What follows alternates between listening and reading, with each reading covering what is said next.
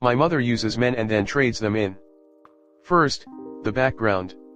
Roughly a decade ago, I, then 32F, was dumped by my partner, Peter, 35M, of 15 plus years. What I soon discovered was that he had made the decision months earlier, and had already started seeing someone else. It was only after he decided to move forward in the new relationship that he bothered to tell me we're through. I remember, at the time, having this recurring thought, while you don't quit a job until you have another one lined up, you don't treat relationships the same way. If you're already checked out and just keeping someone handy until you find their replacement, you're using them. And he was using me, in many ways.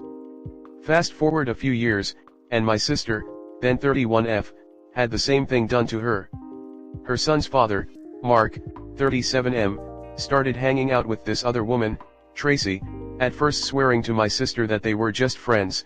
They had a similar interest that my sister did not share, he loved my sister so much and would never cheat, etc. etc.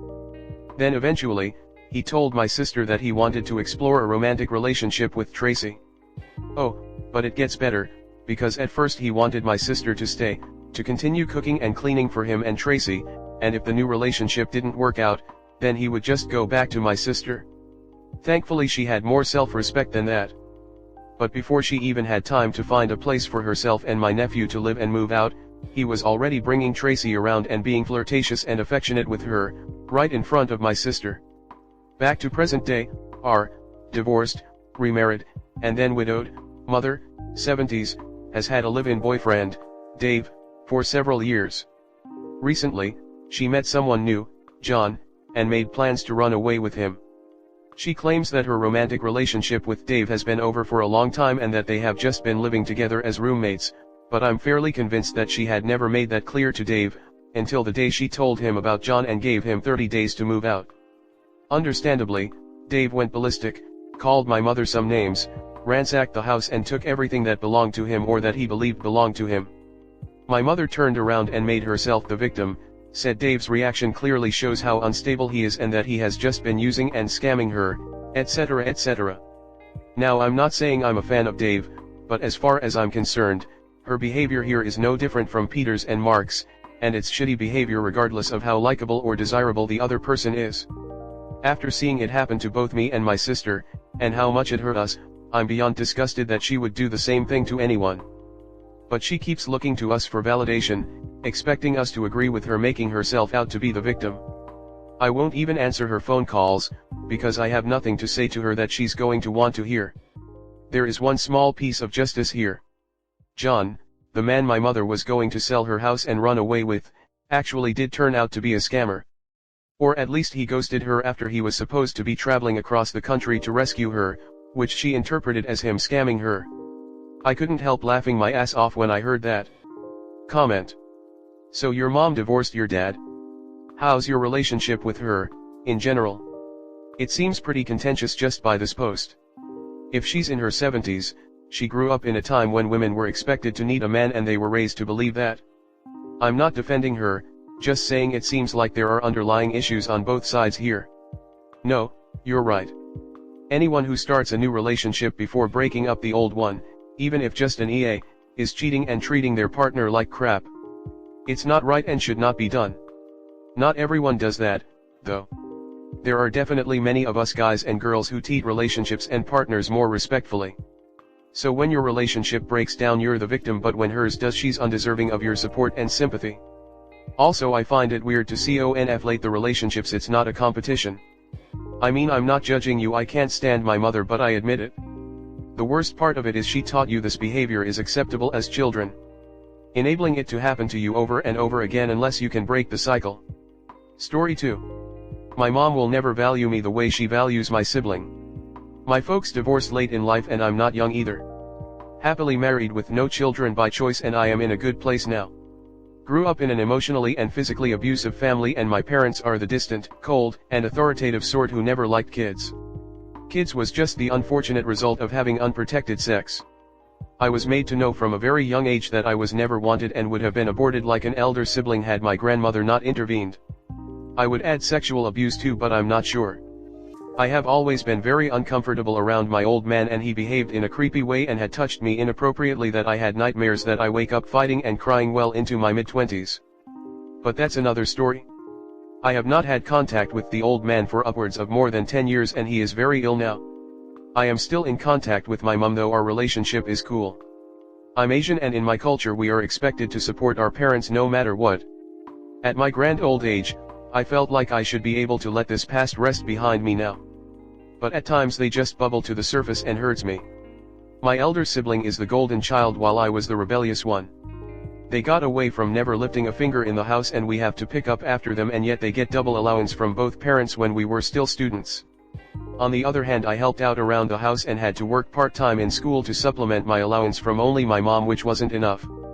The favoritism and differential treatment is far more than that, but I don't have the energy to bring them up. Because my sibling and I don't get along, my mom would by default prioritize them over me.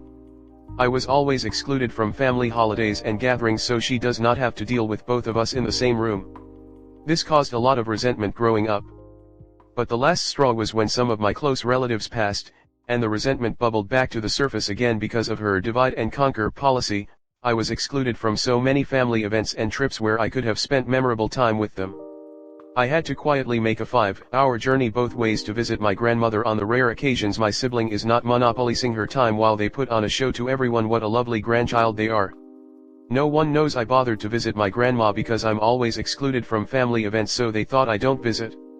Grandma passed, and it is our culture to pay respects to her during certain festivals. My mom casually mentioned how she got the whole extended family together, including very distant relatives, for the festival, and something just snapped in me.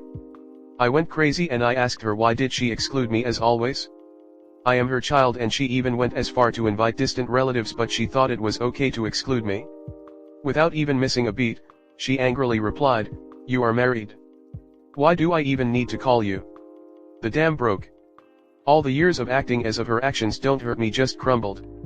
I screamed and I poured out all the resentment I have been suppressing. Of how she have left me at home while the whole extended family goes for holidays, and how whatever I did was never enough for her. She doubled down and denied it was an issue at all. I didn't speak to her for close to a year, and our relationship never really got better from that incident. During the Cold War, I gave her opportunity to apologize, but she never did, and in fact doubled down, saying that it's okay, you feel this way and it doesn't matter. You can think whatever you like. I was absolutely heartbroken why my own mom can be so cruel. I know she never loved me or wanted me as a child. But for her to prove it in my face was still painful, no matter that I am no longer a child. I took her out for her birthday recently for an extravagant meal in an expensive and highly rated hotel. As usual, nothing pleases her and she always have something to pick on. The conversation went to how my old man is on his death throes and my sibling is taking care of him by helping to clean his house and hiring a helper to take care of him. She quoted my sibling saying that they never realized how filthy my father is and how they never realized that when we were all living together before they divorced. She said to my sibling that it's because she was the one cleaning up after my dad, hence she never realized because she never does anything around the house. I reminded her that I chipped in too and asked her why, as my sibling's parent, did she not do anything to get her to help and let her do as she pleased. I brought up some of my siblings' classic behavior of hiding in their room and not doing anything, and couldn't even pick up after themselves, like replacing the toilet roll or putting an empty drink container they had finished in the bin. She went into denial mode again and said she don't remember and she don't want to remember, and she is happier this way by not remembering anything. She said it's my sibling's karma now for having to deal with this, since she had always been in her own world and since no one else will take care of the old man since everyone else had cut him off. I just felt oddly disappointed and gaslight again. Like I have been dismissed as the delusion one. On one hand, I know it's all in the past and I'm in a good place now, and for my own happiness I should leave all these behind. On the other, I can't help feeling disappointed and hurt. My mom just simply cannot register my pain from how I was treated. Story 3. I almost died of a botched kidney transplant 6 years ago. I'm still not over it. For context, I had kidney problems throughout my entire adolescence through the end of high school. They simply didn't develop correctly before I was born. I got another kidney in 2018 and I'm physically healthy now. So I was pretty sick towards the end of high school, to the point of being visibly pale and even a little yellow. I had a creatine level of over 5.8 and was put on the transplant list in November 2016.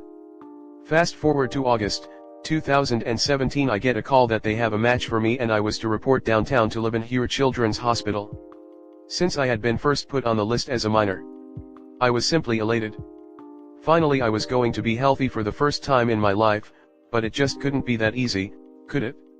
I was rolled into pre-op at 6:30 the next morning and the team went to work on putting the transplanted organ on my right side. For the first day, everything seemed okay.